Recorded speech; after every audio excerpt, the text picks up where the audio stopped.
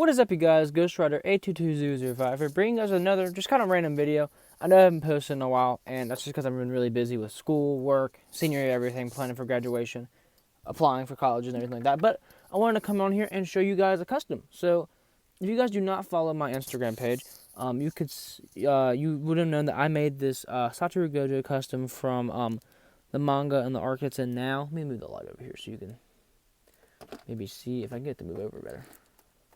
From the manga arc right now. So there's him. And when I was making him, I found a seller. Well, not a seller. It's this guy on Instagram.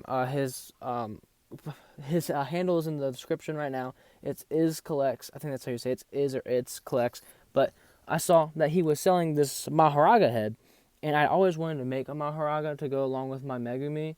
If you want to see, over there is my little collection going on, and so I always wanted to make a Mahoraga to go with him, but the only thing stopping me was I didn't know how to do the head.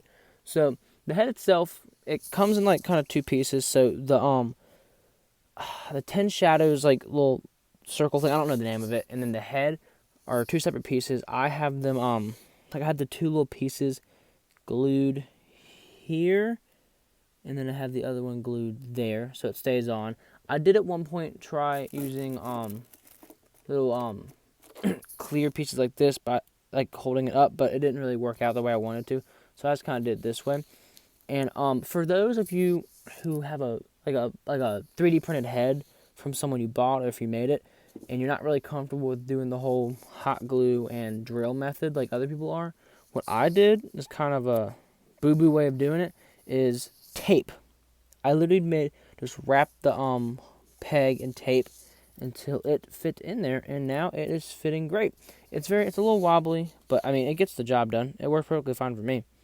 But so going into the overall custom, it is one figure. It is the Marvel Legends Outback Hulk from the Avengers game, or you can use a Smart Hulk Build-A-Figure. I just used the Outback because it was easier to get all the pieces from for a pretty cheap price because it was just one figure. So it isn't completely finished. I haven't figured out his little arm sword yet, or the little chest jewelry yet, but this is kind of like what I've got figured out so far, and what I'm probably going to leave it at right now, because the sword, I haven't found a sword I'm willing to like cut apart to do that, and the jewelry I just haven't figured out because my sculpting stuff is kind of old, so I can't use that right now. But so yeah, overall on the figure, let me get that up there a little bit more. The head is I think pretty well done. I'm pretty proud of it. I haven't gotten all the way great with painting yet, so I'm trying to get this focused in.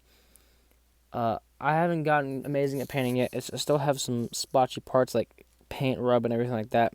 Some of the joints didn't stay perfectly fine. Used Mod Podge, so I haven't figured that yet, but I don't really mind if there's some rub. Like, I have some of it scraping off on the arm joint there. But again, this is a personal copy, so I don't really care.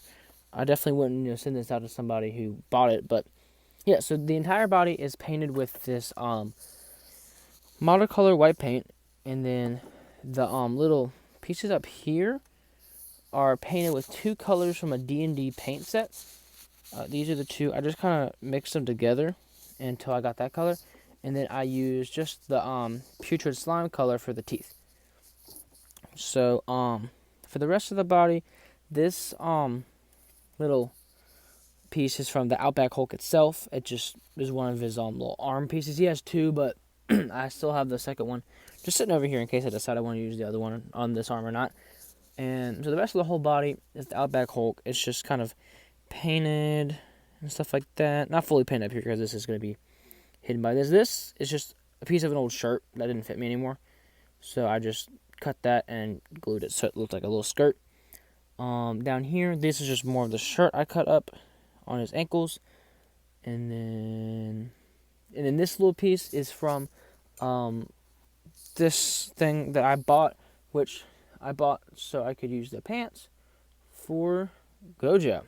So I'll include that in there. I'm sure you can find anything to use for the white belt. I just had the white belt sitting around and nothing to do with it, so I used it for that.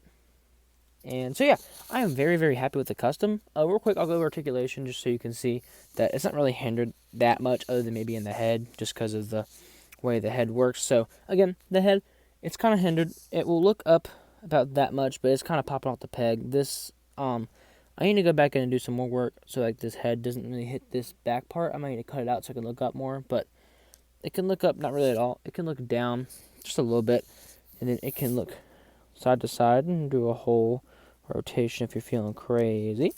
He can do, I wouldn't suggest grabbing it by this, by the way. He can do a little bit of, side to side movement, all that stuff. Arms will move out pretty far. I'm not pushing it too much because I don't want all the chip to paint the chip off the arms. It can still move forward all the way around. It pretty much retains the same articulation as the original body mold it came off of. So that is good for me. And then, basic hinges and everything like that. The torso is what I'm most proud of myself for with the paint rub and everything, not chipping, is I can get to crunch forward and back and nothing chips. And then all that, rotate like that. The way I did the pants, I made sure that it wasn't going to hinder articulation like at all. So that can kick out great. Back, it can kick out alright. Spread is really, really good. Got a thigh cut as usual. Double jointed knees, and then even with the shirt there, the foot articulation is not hindered at all. So yeah, again, like on the feet and some parts of the body, the paint stuff is still very splotchy, but I'm happy with it personally. Again, this is a personal copy, so it's not like anyone's commissioning it. I don't think I wouldn't accept any commissions because I'm not very confident in my customizing skills to that point. But to do some size comparisons, I'm not gonna unpose all my figures, but here is a Megami in the summoning Mahoraga stance. I think that looks very, very good. I'm very happy with the way that looks. And scooching him back. He's lay there. And then I guess we can do Teen Gojo. I think that looks really good too. Again, I think some people have their Mahoraga a little smaller. Some people have their gargantuan size.